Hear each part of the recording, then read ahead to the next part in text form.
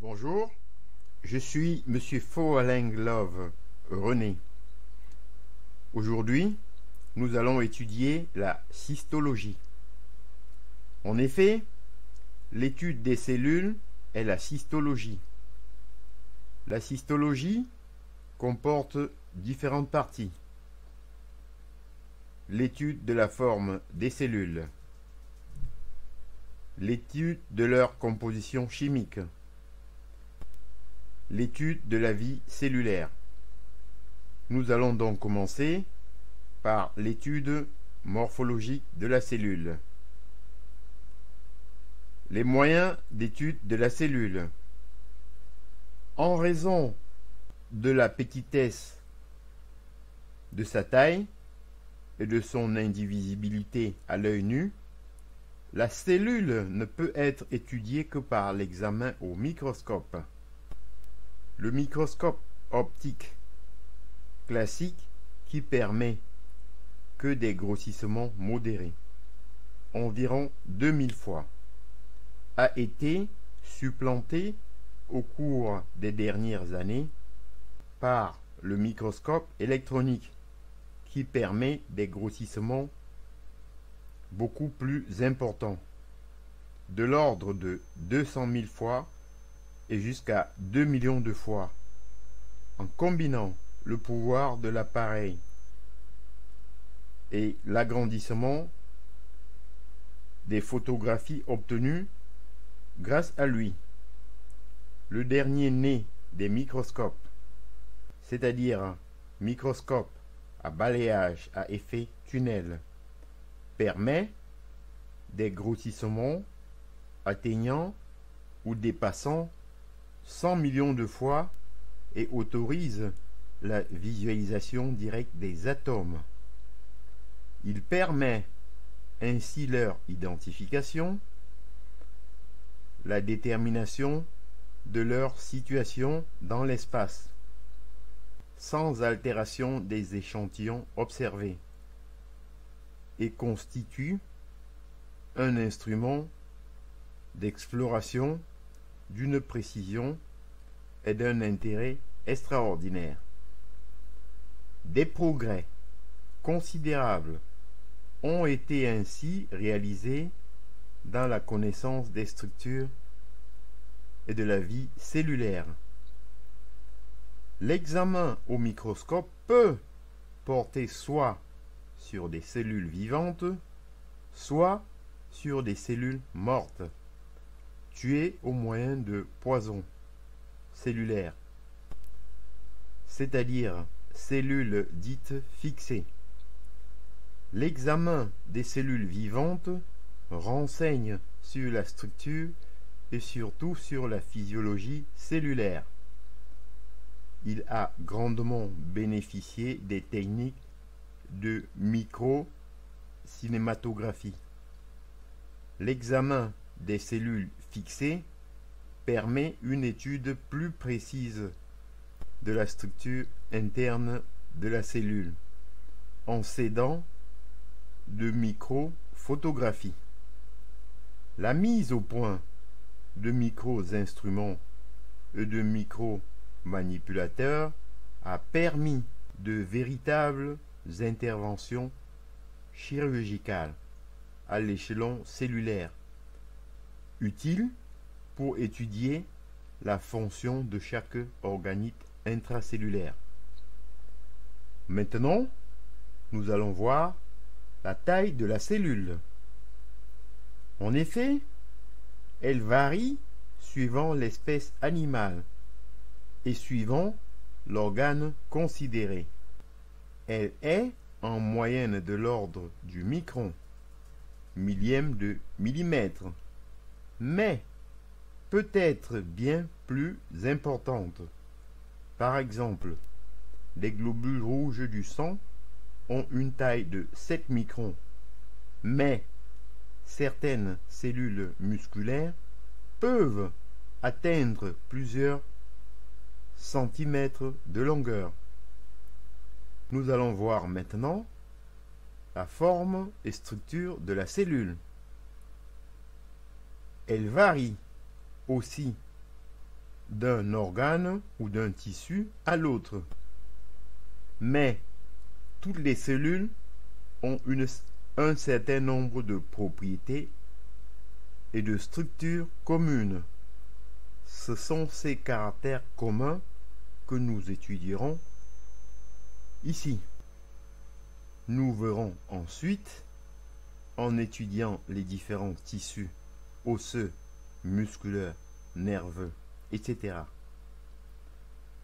quelques modifications de structure présentent ces cellules particulières par rapport au schéma standard. Toutes les cellules comprennent un corps cellulaire, le cytoplasme, au sein duquel se trouve une partie plus colorable, le noyau. Nous allons voir maintenant le cytoplasme. En effet, il est constitué d'une substance visqueuse, hyaline, le hyaloplasme, renfermant des granulations ou inclusions cytoplasmiques. Le hyaloplasme est une substance transparente, homogène, dont la viscosité varie beaucoup selon les cellules considérées. Il est limité à la périphérie de la cellule par une membrane, la membrane cellulaire, qui sépare la cellule du milieu extérieur. La membrane cellulaire apparaît comme constituée de 3 bandes juxtaposées. 2 bandes opaques formées de protéines séparées par une bande centrale claire formée elle-même de 2 couches de lipides ou corps gras. Sa surface présente des pores en liaison avec les systèmes internes de communication de la cellule et qui mettent cette dernière en communication avec l'extérieur. La membrane cellulaire est le siège des échanges entre la cellule et le milieu extérieur. Ces échanges nécessitent des transports actifs dans les 2 sens. Elle est aussi le siège de réactions chimiques complexes. Entre parenthèses, synthèse des protéines ou de lipides par exemple. Et le siège de récepteurs spécifiques, c'est-à-dire zones sensibles, sur lesquelles viennent se fixer et agir les substances hormonales ou chimiques extérieures à la cellule. Maintenant, nous allons voir les inclusions cytoplasmiques. Elles sont nombreuses.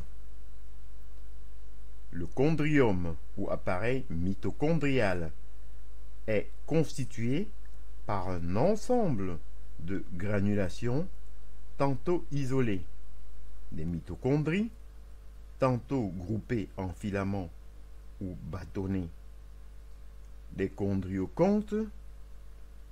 Les mitochondries sont limitées par 2 membranes, la membrane limitante externe et la membrane interne.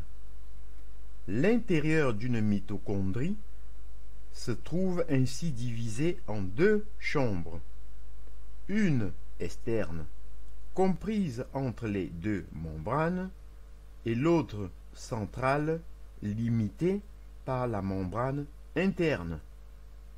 La membrane interne envoie à l'intérieur des replis appelés crêtes mitochondriales. L'espace interne de la mitochondrie est occupé par un milieu liquide. Les mitochondries sont les centrales qui fournissent à la cellule l'énergie dont elle a besoin. Cette énergie est libérée au cours des réactions chimiques qui se produisent essentiellement au niveau des crêtes mitochondriales et qui aboutissent à la dégradation du glucose. L'appareil de Golgi est constitué par un réseau irrégulier de cavités, les citernes et les vésicules de Golgi, entourant le noyau. Il intervient dans l'activité sécrétoire des cellules. Les lysosomes sont des granulations qui réalisent la dégradation des substances alimentaires de la cellule. Le réticulum endoplasmique est un réseau de cavités de forme tabulaire ou aplatie qui constitue un véritable système de communication intracellulaire et qui assure le transport et le stockage des matériaux à l'intérieur du corps cellulaire. Les ribosomes sont des granulations en contact habituellement avec la membrane du réticulum endoplasmique qui assure la synthèse des protéines cellulaires. Chaque ribosome est divisé en deux parties ou sous-unités de taille différente. Une grande et une petite. Les ribosomes sont le plus souvent groupés à la surface des canacules du réticulum endoplasmique. Dans les cellules, en période d'activité intense, le réticulum endoplasmique et le ribosome deviennent très nombreux et très riches, et l'ensemble de ces deux formations prend le nom d'ergastoplasme. Le centre cellulaire du centrosome, le centre cellulaire ou centrosome, est formé de 4 organes appelés centrioles, qui sont groupés en deux paires de 2. Chaque centriole est formé de 27 tubes réunis en 9 groupes de 3, l'ensemble ayant une forme cylindrique et se disposant perpendiculairement à son compagnon. Le centrosome est le centre qui dirige la division cellulaire. Les vacuoles sont des petites cavités contenant les substances de réserve ou de déchets.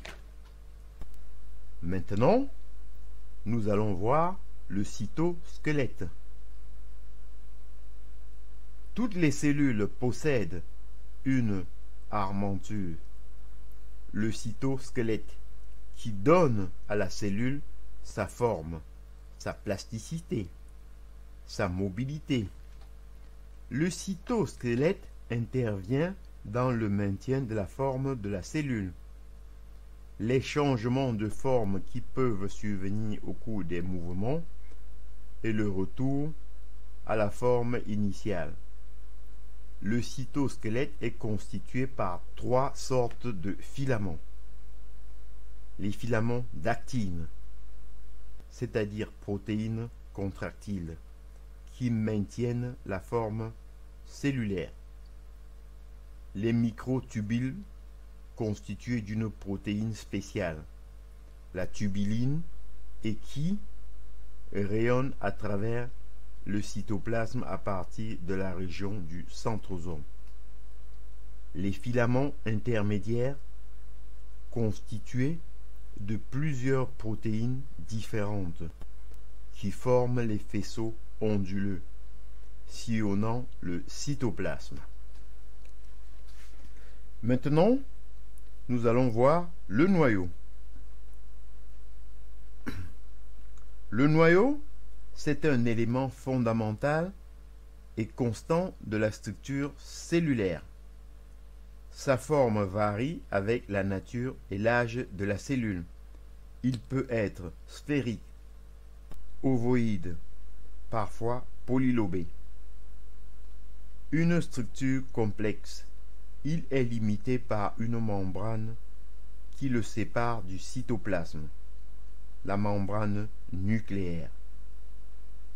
La membrane nucléaire, comme la membrane cellulaire, apparaît au microscope électronique comme formée de plusieurs couches et interrompue par de nombreux pores au niveau desquels le contenu du noyau est en contact avec le cytoplasme. Les pores sont régulièrement disposés à la surface du noyau et sont entourés d'une paroi cylindrique appelée anneau. L'existence des pores permet les échanges entre le noyau et le cytoplasme. À l'intérieur de la membrane nucléaire se trouve une substance visqueuse, le suc nucléaire ou nucléoplasme, tenant en suspension des éléments figurés. Ceux-ci sont les nucléoles, petites sphères homogènes très colorables. Les nucléoles sont essentiellement constitués d'acides ribonucléiques. La chromatine, formée de très nombreux corpuscules formant un véritable réseau à l'intérieur du noyau.